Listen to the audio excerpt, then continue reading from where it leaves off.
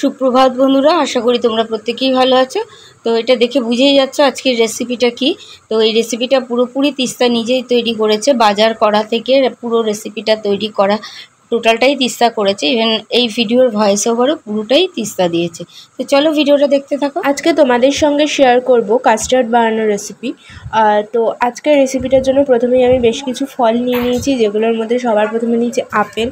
এছাড়াও আরও কী ফল নিয়েছি সেগুলো তোমরা দেখতে থাকো। আর ফলগুলোকে খুব ভালো করে চপ করে নিয়েছি, মানে একদম কিউব কিউব করে, ছোট ছোট করে।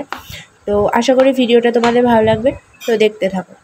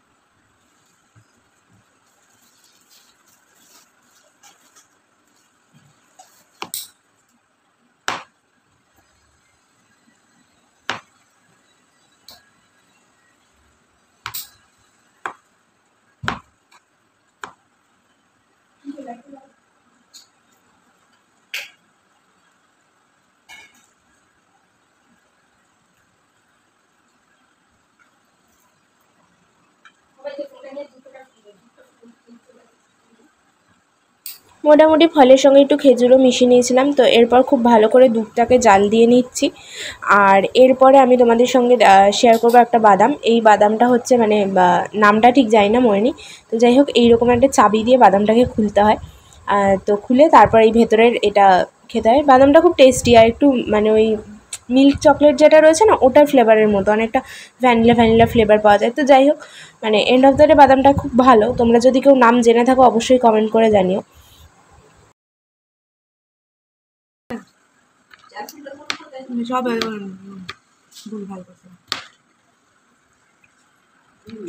এরপর আমি নিয়েছি ওয়েকফিল্ডের এই কাস্টার্ড পাউডারটা, আর একটু বাটিতে ওই যে লিউকোয়ার্ম দুধটা ছিল, ওই লিউকোয়ার্ম দুধটা আমি তুলে নিয়েছি, মানে একটু ঈষদ উষ্ণ থাকবে সেই রকম অবস্থায়।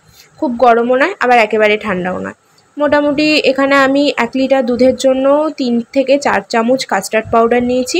আর এখানে যে বাটিটায় দুধ গুলেছি ওটা তোমরা তোমাদের পছন্দ মতো পরিমাণ নিতে পারো, কারণ একবারে কাস্টার্ড পাউডারটা ডিরেক্টলি দুধের মধ্যে যদি দিয়ে দেওয়া হয় তাহলে সেটা খুব ভালো করে মেশে না, একটা লাম্পস তৈরি হয়। তো যাতে লাম্পসটা তৈরি না হয় সেই জন্য আগে একটুখানি দুধে কাস্টার্ড পাউডারটা মিশিয়ে তারপর আস্তে আস্তে করে গ্যাস বন্ধ করে ওই যে দুধটা ছিল সেই দুধটায় মিশিয়ে তারপর আবার গ্যাসটা ধিমে আঁচে দিয়ে খুব ভালো করে জাল করিয়ে নিতে হবে, যতক্ষণ না একটা ক্রিমি কনসিস্টেন্সি আসে।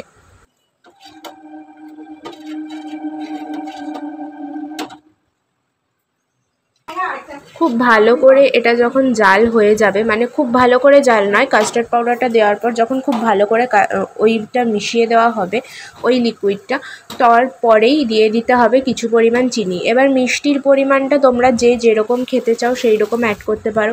চিনির জায়গায় দুধ বা গুড় বা হানিও ইউজ করতে পারো, সেটাও খুব হেলদি হবে। তো মোটামুটি এইরকম একটা কনসিস্টেন্সি চলে আসার পর এটা আমি একটা কাচের বাটিতে ঢেলে নিয়েছি। আর এটাকে একটু ঠান্ডা হতে হবে, মানে যাতে রুম টেম্পারেচারে চলে আসে, রুম টেম্পারেচার থেকেও একটু ঠান্ডা যাতে হয়, মানে দুধটা আর গরম থাকা যাবে না। তো সেজন্য আমি করেছিলাম ওটা একটা থালার ওপরে বরফ জলের ওপর বসিয়ে দিয়েছিলাম। আর এরপর ওই যে চপ করে রাখা সমস্ত ফ্রুটসগুলো আর ড্রাই ফ্রুটসগুলো আমি এর মধ্যে মিশিয়ে দিলাম। তো ড্রাই ফ্রুটসের মধ্যে আমি ওই বাদামটা ইউজ করেছি, তাছাড়াও পেস্তা বাদাম ইউজ করেছিলাম আর খেজুর দিয়েছিলাম।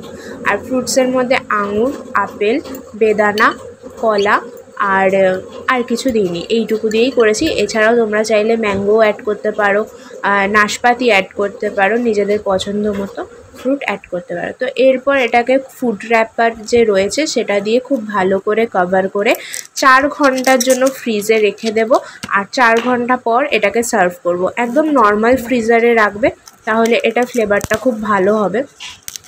আর এর মধ্যে তোমরা জিনিসটাকে আরেকটু ফ্লেভারফুল বানাতে চাইলে এর মধ্যে ভ্যানিলা এসেন্সও অ্যাড করতে পারো সামান্য করে, তাতে এসেন্সের মানে ফ্লেভারটা, স্মেলটা খুব ভালো আসে।